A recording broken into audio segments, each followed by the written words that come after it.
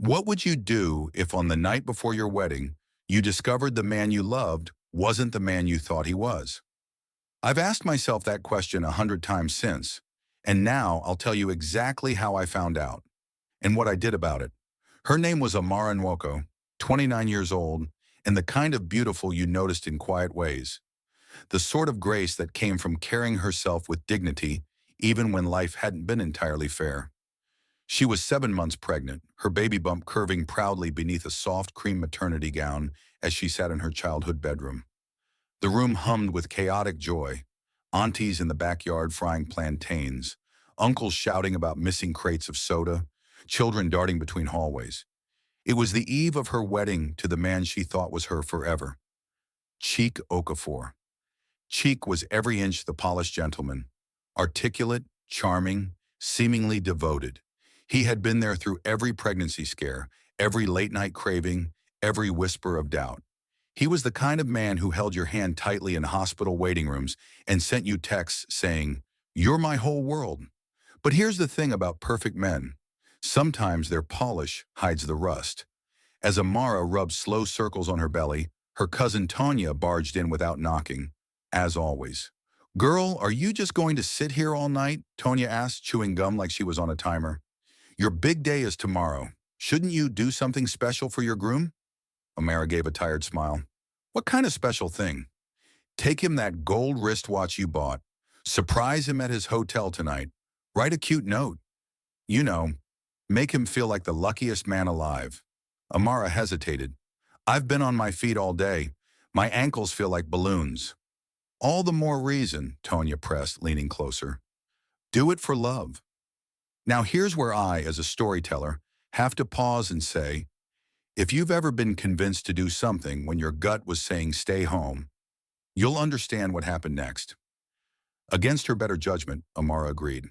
The Marble Crest Hotel stood like a glass jewel under the night sky, just across from a bank tower. Amara stepped out of an Uber, carrying a small paper bag with the watch and a folded handwritten letter. Her other hand instinctively rested on her belly, a mother's protective reflex. At the reception desk, the woman behind the counter looked up warmly. "Good evening," Amara said. "Please, I'm here to see Mr. Cheik Okafor. He checked in earlier." The receptionist typed, smiled, and said, "Yes, but he's not alone. He left instructions for no interruptions." Amara blinked. "Not alone?" "Yes," the receptionist repeated gently. "He came in with a woman." If you've ever had your stomach drop so hard it feels like the floor tilted, you know the sensation Amara felt in that moment. She forced a polite smile, thanked the woman, and walked toward the elevator. Maybe it was his sister, she told herself. Maybe a cousin. Maybe anything but what her instincts were screaming. But deep inside, something said, "Don't ignore this."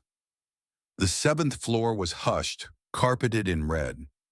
As she passed room 712, muffled voices filtered through. She stopped. A man's voice, cheeks, calm and laughing. "Amara is too emotional these days. I'm only marrying her because of the baby. If she wasn't pregnant, I'd be gone." A woman's giggle. "You're terrible." "She thinks this is love," Cheek continued. "But once the wedding's over, I'll control everything." Then came the unmistakable sounds of kissing, bed springs creaking, low moans. Amara's hand flew to her mouth to stifle a gasp. Tears welled but didn't fall.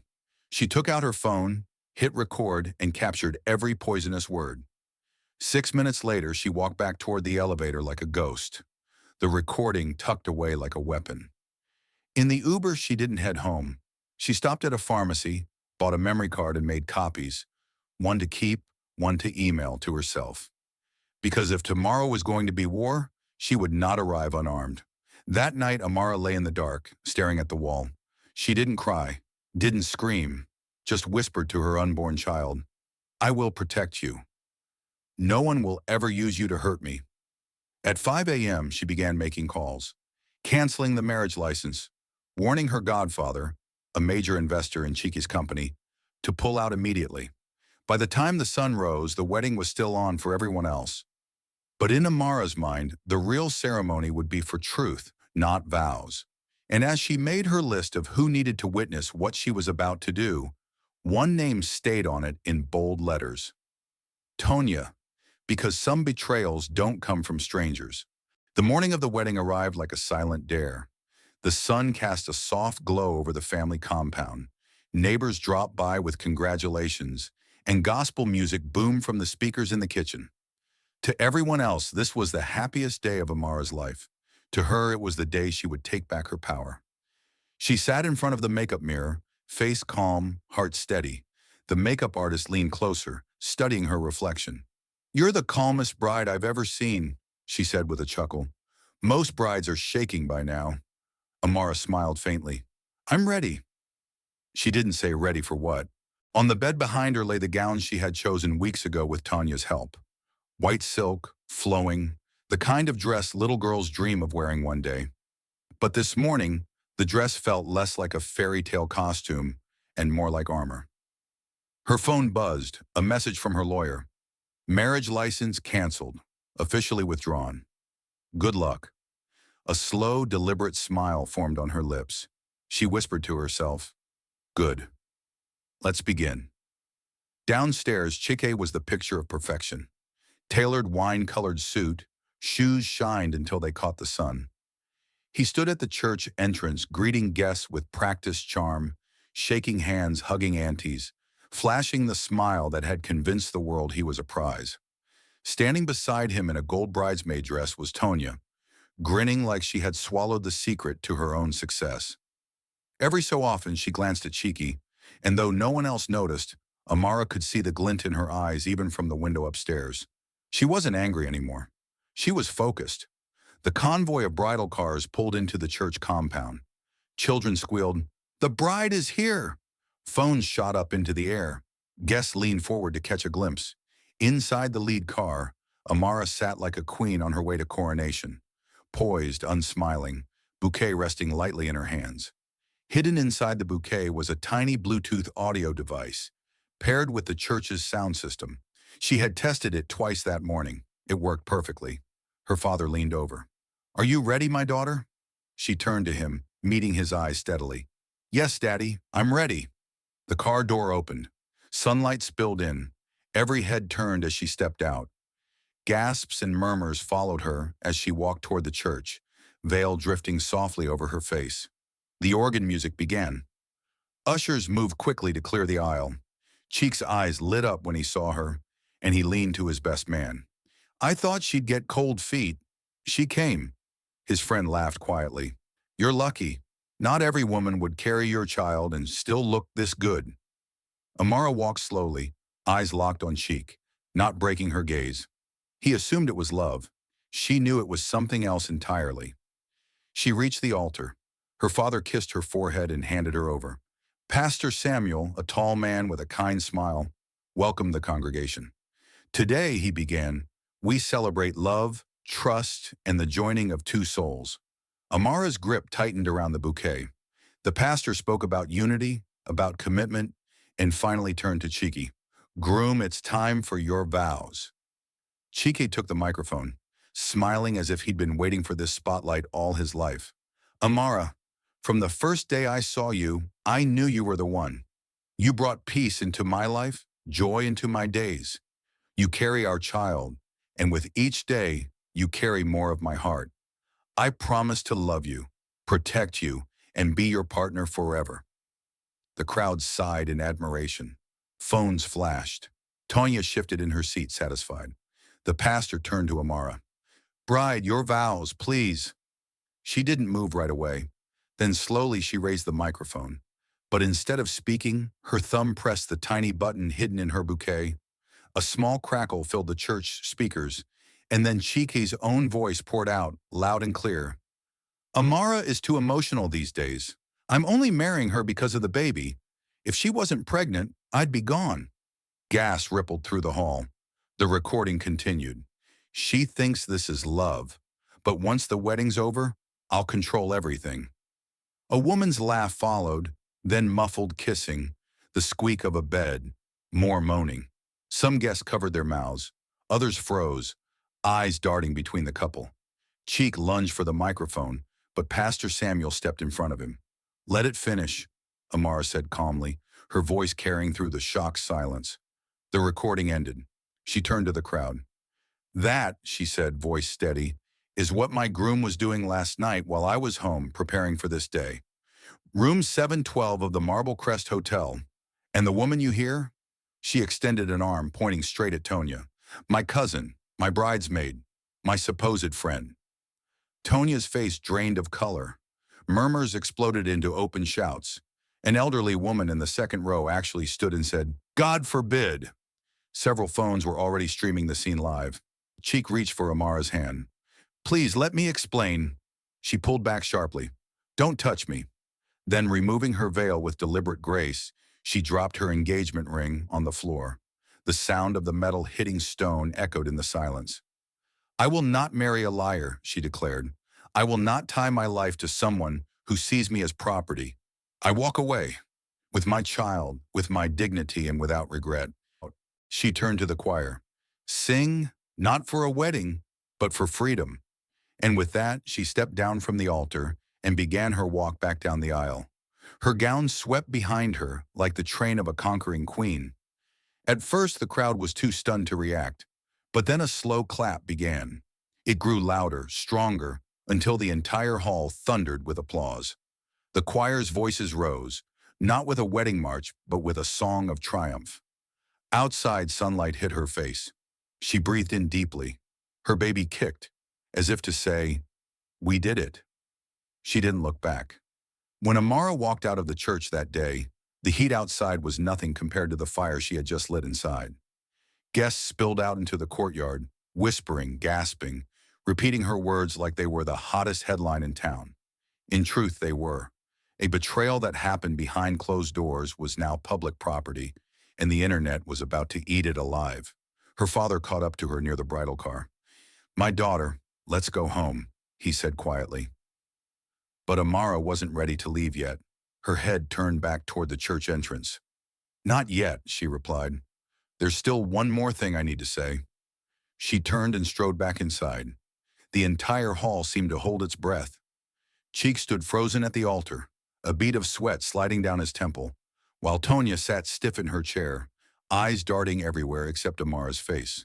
Amara reached the front and faced the crowd again. "I want to speak not just for myself," she began, her voice calm but cutting through the silence, "but for every woman who has been lied to and made to feel small. We give our love, our loyalty, our trust, and some men take it as a license to play with our lives. Chica, I gave you everything I had, and you planned to use me like a tool. And you," she turned to Tonya, "were my blood, my cousin, my sister in everything but name. Blood should protect, not betray." Tonya's shoulders sagged as the eyes of the entire church bore into her. "I will not marry you," Amara continued, locking eyes with Chiki. "Not now, not ever. My child will never grow up thinking this is love." She placed the microphone back in the pastor's hands and walked out again, this time for good. Outside, the applause started even before she reached the doorway. Guests clapped, some even shouting her name. The video of her speech had already left the building before she did. Half the guests were live streaming, and hashtags were beginning to form on social media. Hashtag Bride Who Walked, hashtag Room 712, hashtag Know Your Worth. By the time Amara reached home, her godfather had called. His voice was calm but firm. "It's done. I've pulled my investment from Cheek's company. His accounts will be frozen within 48 hours. "Thank you," Amara said softly. "You didn't just save yourself, Amara," he replied. "You saved every woman who will see this and remember your courage." Meanwhile, at the Marble Crest Hotel, Cheek was sitting in a small lounge with his head in his hands. His mother stood over him, furious. "What were you thinking? Sleeping with her cousin? On the night before your wedding? And now the whole world knows. Do you realize how much shame you brought to this family?" "Mama, I didn't mean for it to." She cut him off with a sharp gesture. "No, you meant it. You just didn't mean to get caught." Tonya, on the other hand, had slipped away from the church right after Amara's second speech. She was hiding in her parents' house, scrolling through her phone as her name exploded online. Every comment was an attack. Homewrecker, snake, disgrace to women. She had turned off her comments, but the direct messages kept coming. Even her employer had called to Suspend her indefinitely until further notice. That night, Amara sat in her bedroom, hair let down, makeup half gone, gown folded neatly on a chair. She held her belly and spoke softly to her unborn child. "It's just you and me now. We're going to be fine." Her phone wouldn't stop buzzing. News agencies wanted interviews. Women sent her messages of support. Strangers called her a hero.